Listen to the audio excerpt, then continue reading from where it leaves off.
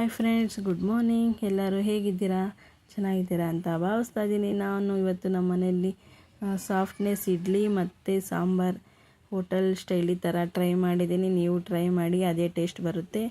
ನೋಡೋಣ ಬನ್ನಿ. ನಾನು ಮೊದಲಿಗೆ ಒಂದು ಕುಕ್ಕರ್ಗೆ 100 ಗ್ರಾಮ್ ಬೇಳೆ ಹಾಕಿದ್ದೀನಿ, ಮತ್ತು ಒಂದು 2ರಿಂದ 3 ಟೊಮೆಟೊ, 2 ಈರುಳ್ಳಿ ಹಾಕಿದ್ದೀನಿ, ಮತ್ತು ಸ್ವಲ್ಪ ಅರಿಶಿನ ಪೌಡರ್ ಹಾಕಿ ಇದೆಲ್ಲ ಮಿಕ್ಸ್ ಮಾಡಿ ಒಂದು 2ರಿಂದ 3 ವಿಸಲ್ ಕೂಗಿಸಿ. ಅದು ಬೇಳೆ ಫುಲ್ಲು ಸಾಫ್ಟ್ ಆಗಬೇಕು, ಅಲ್ಲಿವರೆಗೂ ಬೇಯಿಸಬೇಕಾಗುತ್ತೆ. ನೋಡಿರಿ, 3 ವಿಸಲ್ ಬರೋಷ್ಟರಲ್ಲಿ ನಾವು ಅದಕ್ಕೆ ಮಸಾಲೆ ರೆಡಿ ಮಾಡ್ಕೊಳೋಣ.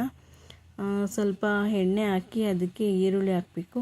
ಒಂದು ದೊಡ್ಡ ಸೈಜಲ್ಲಿ ಈರುಳ್ಳಿ ತೊಗೊಂಡಿದ್ದೀನಿ, ಮತ್ತು ಒಂದು ಸ್ವಲ್ಪ ಜಾಸ್ತಿ ಜೀರಿಗೆ ತೊಗೊಂಡಿದ್ದೀನಿ. ಜೀರಿಗೆ ಜಾಸ್ತಿ ಹಾಕಿದ್ರೆ ಫ್ಲೇವರ್ ಚೆನ್ನಾಗಿರುತ್ತೆ.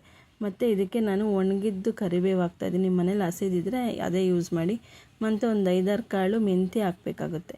ಮತ್ತು ಬಾಡಿಗೆ ಮೆಣಸಿನ್ಕಾಯಿ, ಇಂಗು ಇದ್ದರೆ ಹಾಕ್ಕೋಬೋದು. ನಮ್ಮ ಮನೇಲಿ ಇಂಗು ಖಾಲಿಯಾಗಿದೆ, ಒಳ್ಳೆ ಟೇಸ್ಟ್ ಇರುತ್ತೆ ಇಂಗು ಇದ್ದರೆ. ಮತ್ತು ನಾನು ಸ್ವಲ್ಪ ಮುಕ್ಕಾಲು ಭಾಗ ಆದಮೇಲೆ ಟೊಮೆಟೊ ಹಾಕ್ತಾಯಿದ್ದೀನಿ. ಟೊಮೆಟೊ ಎಲ್ಲ ಚೆನ್ನಾಗಿ ಫ್ರೈ ಆದಮೇಲೆ ಒಂದು ತೊಳೆ ಹುಣಸೆಹಣ್ಣು ಹಾಕ್ತಾಯಿದ್ದೀನಿ. ಹುಣಸೆಹಣ್ಣು ಬಿದ್ರೇ ಟೇಸ್ಟ್ ಚೆನ್ನಾಗಿರುತ್ತೆ. ಇದೆಲ್ಲ ಸ್ವಲ್ಪ ರೋಸ್ಟ್ ಆದಮೇಲೆ ಸ್ಟವ್ ಆರಿಸಿ ಅದಕ್ಕೆ ಪೆಪ್ಪರ್ ಪೌಡರ್ ಹಾಕ್ತಾಯಿದ್ದೀನಿ. ಮತ್ತು ಖಾರಕ್ಕೆ ನಾನು ಚಿಲ್ಲಿ ಪೌಡರ್ ಯೂಸ್ ಮಾಡ್ತಿಲ್ಲ, ಸಾಂಬಾರು ಪೌಡರ್ ಯೂಸ್ ಮಾಡ್ತಾಯಿದ್ದೀನಿ. ಸಾಂಬಾರಿಗೆ ನಾವು ಒಣಗಿದ್ದು ಇದಿರುತ್ತಲ್ಲ ಕರಿಮೆಣಸು, ಅದನ್ನು ಯೂಸ್ ಮಾಡ್ಬೋದು. ನಮ್ಮ ಮನೇಲಿ ಅದಿರಲಿಲ್ಲ, ಅದಕ್ಕೆ ನಾನು ಪೆಪ್ಪರ್ ಪೌಡರ್ ಹಾಕಿದ್ದೀನಿ. ಮತ್ತು ಇದನ್ನು ಒಂದಕ್ಕೆ ಸೋದಿಸ್ಕೊಂಡು ಇದು ತಣ್ಣಗಾದಮೇಲೆ ನಾವು ಮಿಕ್ಸಿ ಜಾರಿಗೆ ಹಾಕಬೇಕು. ಇದೆಲ್ಲ ಮಿಕ್ಸಿ ಜಾರಿಗೆ ಹಾಕಿ ಅದು ಜಾಸ್ತಿ ನುಣ್ಣಗೆ ಬೇಡ, ಸುಮ್ಮನೆ ಒಂದು ರೌಂಡ್ ಹಾಕಿ, ಮತ್ತು ಅದೇ ಜಾರಿಗೆ ನಾವು ಹುರ್ಕೊಂಡಿರೋ ಮಸಾಲೆ ಐಟಮ್ನ ಇದಕ್ಕೆ ಹಾಕಿ ಗ್ರೈಂಡ್ ಮಾಡ್ಕೋಬೇಕಾಗುತ್ತೆ. ಫುಲ್ಲು ನುಣ್ಣಗೆ ಮಾಡ್ಕೊಳ್ಳಿ. ಲಾಸ್ಟಲ್ಲಿ ಕೊತ್ತಂಬರಿ ಹಾಕಿ ನೋಡಿರಿ, ಈ ಥರ ಆಗಿದೆ.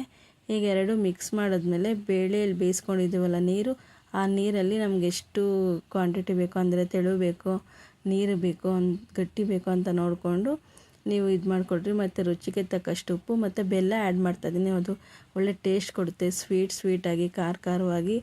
ನೋಡಿರಿ, ಸಾಂಬಾರು ಕುದೀತಿದೆ, ರೆಡಿಯಾಗಿದೆ. ಇದಕ್ಕೆ ನಾವು ಒಗ್ಗರಣೆ ಕೊಡಬೇಕು. ಇವಾಗ ಒಂದು 2 ಸ್ಪೂನ್ ಎಣ್ಣೆ, ಸಾಸಿವೆ, ಜೀರಿಗೆ ಮತ್ತು ಈರುಳ್ಳಿ ಹಾಕಿ ಚೆನ್ನಾಗಿ ಫ್ರೈ ಮಾಡಿ, ಸ್ವಲ್ಪ ಕಲರ್ ಚೇಂಜ್ ಬರೋವರೆಗೂ. ಮತ್ತು ಲಾಸ್ಟಲ್ಲಿ ಬ್ಯಾಡಿಗೆ ಮೆಣಸಿನ್ಕಾಯಿ ಹಾಕಿದ್ರೇ ಅದು ಸಾಂಬಾರಿಗೆ ಕಳೆ ಇರುತ್ತೆ. ನೋಡಿರಿ, ಈಗ ಕಾದಿರೋ ಸಾಂಬಾರಿಗೆ ಒಗ್ಗರಣೆ ಕೊಟ್ಟರೆ ಸಾಂಬಾರು ರೆಡಿಯಾಗಿದೆ. ಈಗ ಇಡ್ಲಿ ನೋಡೋಣ ಬನ್ನಿ. ಈಗ ನಾನು ಫಸ್ಟಿಗೆ ಇಡ್ಲಿಗೆ ಒಂದು 5 ನಿಮಿಷ ಬೇಯಿಸ್ಕೊಳೋದಕ್ಕೆ ಮುಂಚೆ ನಾವು ಬಿಸಿ ತಪ್ಪಲೆನ ಇಟ್ಟಿರ್ಬೇಕಂದ್ರೆ ಇಡ್ಲಿ ಪಾತ್ರೆನ ಇಟ್ಟು ಸ್ವಲ್ಪ ಬಿಸಿ ಮಾಡ್ಕೋಬೇಕು. ಆಮೇಲೆ ಪ್ಲೇಟ್ಗೆಲ್ಲನೂ ಎಣ್ಣೆ ಸವರಿ ನೋಡಿರಿ, ಇಡ್ಲಿ ಹಿಟ್ಟನ್ನ ಅದಕ್ಕೆ ಹಾಕ್ತಾಯಿದ್ದೀನಿ. ಈ ಥರ ಹಾಕಿದ್ರೆ ನಾನು ಇದು ಸಾಫ್ಟ್ನೆಸ್ ಬರೋದಕ್ಕೆ ಸಬ್ಬಕ್ಕಿ ಬರುತ್ತಲ್ಲ, ಇಡ್ಲಿ ಜೊತೆ ಏನೇನು ನೆನೆ ಹಾಕ್ತಿರೋ ಅದ್ರ ಜೊತೆನೇ ಒಂದು ಇಡೀ ಸಬ್ಬಕ್ಕಿ ಹಾಕಿದ್ರೆ ಫುಲ್ಲು ಸಾಫ್ಟ್ನೆಸ್ ಬರುತ್ತೆ, ಸ್ಮೂತಾಗಿರುತ್ತೆ. ಅದಕ್ಕೋಸ್ಕರ ಸಬ್ಬಕ್ಕಿ ಹಾಕಿ ಯೂಸ್ ಮಾಡಿ. ಎಲ್ಲರಿಗೂ ಆಲ್ರೆಡಿ ಗೊತ್ತಿರುತ್ತೆ ಇಡ್ಲಿಗೆ ಏನೇನು ಹಾಕ್ತಾರೆ ಅಂತ. ನಾನು ಹಾಕಿ ಇದನ್ನೆಲ್ಲ ಬೇಯಿಸಿ ಒಂದು 15 ನಿಮಿಷ ಬೇಯಿಸಿದ್ದೀನಿ. ನೋಡಿರಿ, ಈ ಥರ ಆಗಿದೆ. ಒಂದು 10ರಿಂದ 15 ನಿಮಿಷದ ಬೇಯಿಸಿದ್ರೆ ಸಾಕು.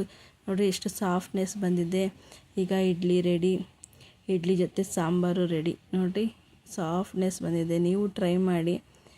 ಇಡ್ಲಿನ ಒಂದು ಪ್ಲೇಟ್ಗೆ ಸರ್ವ್ ಮಾಡಿಕೊಂಡು ಸಾಂಬಾರು ಹಾಕ್ಕೊಂಡು ತಿಂತಿದ್ರೆ ಅಮ್ಮ ಸೂಪರ್ ಇರುತ್ತೆ. ನೀವು ಟ್ರೈ ಮಾಡಿ, ಒಮ್ಮೆ ನೋಡಿ. ಹೋಟೆಲಲ್ಲಿ ಹೋಗಿ ಇಡ್ಲಿ ಸಾಂಬಾರು ತಿನ್ನೋಕ್ಕೂ ಮನೆಯಲ್ಲಿ ಮಾಡ್ಕೊಂಡು ತಿನ್ನೋದಕ್ಕೂ ಸೂಪರ್ ವ್ಯತ್ಯಾಸ ಇರುತ್ತೆ. ನೋಡಿ, ಟ್ರೈ ಮಾಡಿ.